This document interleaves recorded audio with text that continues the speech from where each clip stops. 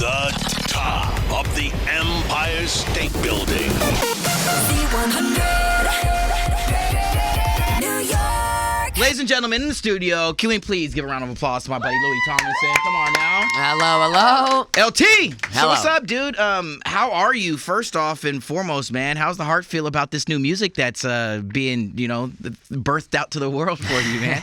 Good, man. Good. It's a relief. It's a relief to be back with new music and just releasing, more frequently. So I feel good about things. So let's talk about We Made It, man, because there was a time you made us wait for a little bit, brother. Let me talk about that first off. But the fact that things happen for a reason, the fact that it was meant to be now that we get this music. How special was it for you to take this time to really hone in on your craft and to to now share with the world?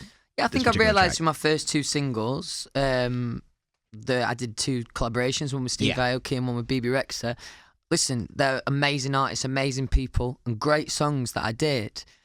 Sonically, I never really felt that true to me. I felt like I was following radio a little bit. So I think I just kind of had to have a little word with myself and kind of remember what it was that I wanted and what it was I was setting out to achieve from the music. And then since I've been making...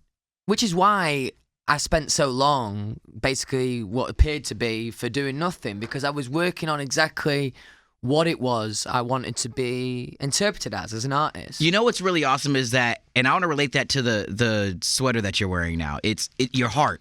You were following your heart. Oh, there you go. Yeah. I was wondering what you're doing there. I mean, that's what I saw. Jumper, and it's, I don't know, the symbolism with that is really amazing because, I mean, I think that the last time we got a chance to catch up was with Aoki. And I knew that as much of a bop as that was, and I knew that as much as you really loved that record, that you're foaming at the bit to be able to just be you creatively and to share that part of who you are, man. And catching these Oasis vibes. Got the garage. I mean, you got the guitar going. And I'm just like kind of thinking, this is my guy just jamming out, man. Yeah, I mean, I grew up in the north of England, so band music, guitar-driven music, it's massive anyway. And, putting on a great live show, all these things.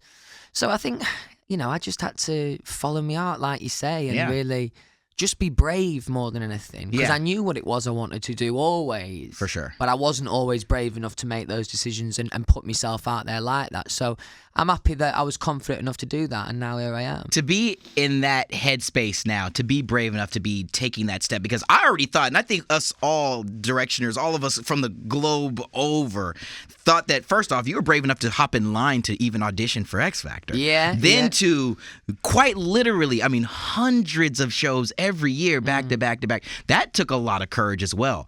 But to be able to step out again and to be brave one more time, to really follow your passion and to believe that this was what was right, man. How does that feel right now? Yeah, it feels amazing. And like you say, you just gotta, I think it's important to bite the bullet sometimes, you know, and be brave. And there's been numerous times in my career where I've had to do that. And you can liken it to any experience. Once you actually do it and feel confident and you've done, the fact that you were brave about it makes it a lot easier the next time round. So, a lot of this job and since I've been solo, it's been a lot of learning on the job, really. And, new stuff that I hadn't really thought about. So it's been like an educational time, but also like a really good time. I was going to say, it's got to be pretty rad, too, to know that there are some of those obstacles, some of those new lessons that you're going to meet head on and then to accomplish them. Definitely. To crush them. That's got to be so dope. Definitely. There's conversations that I've been involved in my solo career that I was never involved in one direction. And I used to think I was, heavily invested in, everything there. I'll tell you, we've been buds for years. I mean, you were holding the puppies, dude. Yeah. You know what I'm saying? Yeah.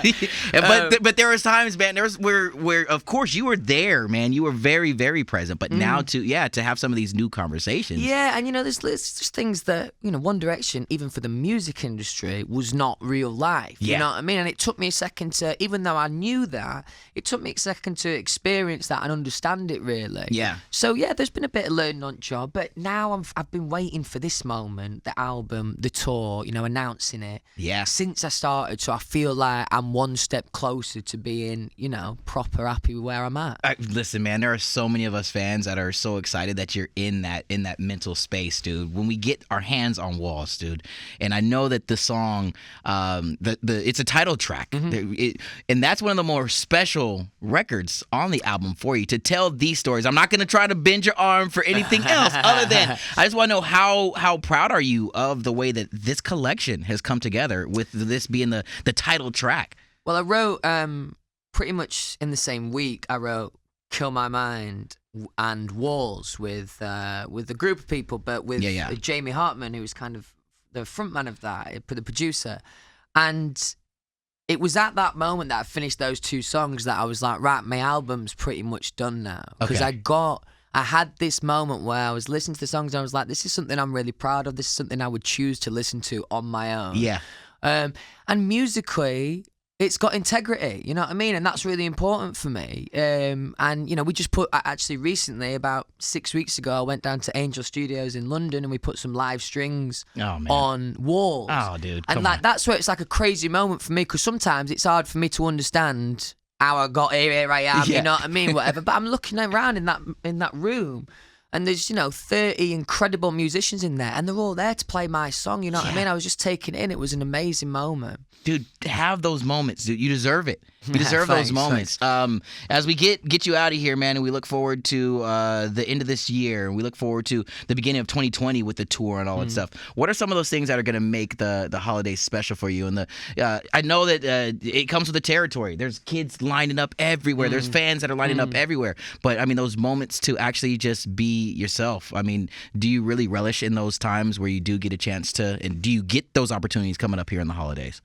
Do you mean just in general across the holidays? Just to chill, kind of man, you know what I mean? Yeah, to grab some grub and just, you know what I mean, a proper pint with. I know you throw some crazy ass parties, man. I know New Year's is about to get lit. So are there going to be those moments where you just get to be Louis with the friends and family that mean most? I think, you know, apparently it's good to have balance, and that's one of those things, really. You know, I think because I do work hard, you know what I mean? Sure I do definitely think I work hard, so it's important to balance that by letting loose and letting your hair down a little bit. Now, I like football, you know, I watch some rubbish TV, but mostly, if I'm really are you the Circle? Are you Love Island? Are we watching those or what, bro? I got no time for Love Island. I absolutely despise that show.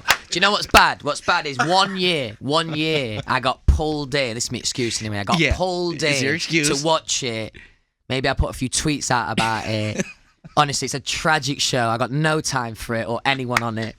I gotta say, I got sucked in as well, bro. I went so far as bootlegging my cable so I could watch it in real time here in the States. Oh, right. Yo, I am an addict. Let me tell you that. I should have said anyone who watches it.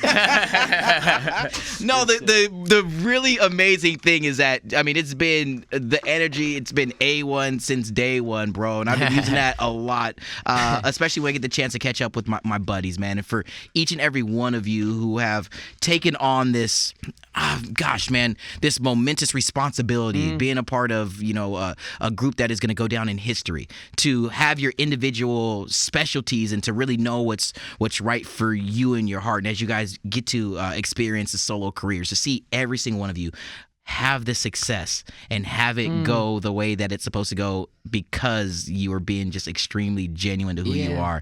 I don't know if I'm allowed to cuss, man, but this shit's dope. Yeah, I appreciate for real, that, dog. Serious, man. So good on you. Whatever you need, man. You know this is a home, bro. We're gonna go out in London, bro. We're gonna go out in London. We'll change up the name. I'm gonna be running around town, dude. I'm hanging in Battersea for a little bit. So if I make my way to North London for this New Year's turn up, dog. Let's do it. We're just gonna keep the phones off and nothing lands on the gram. You see what I'm saying? Exactly. Yeah, exactly. Give it up one more time, guys. Thank you.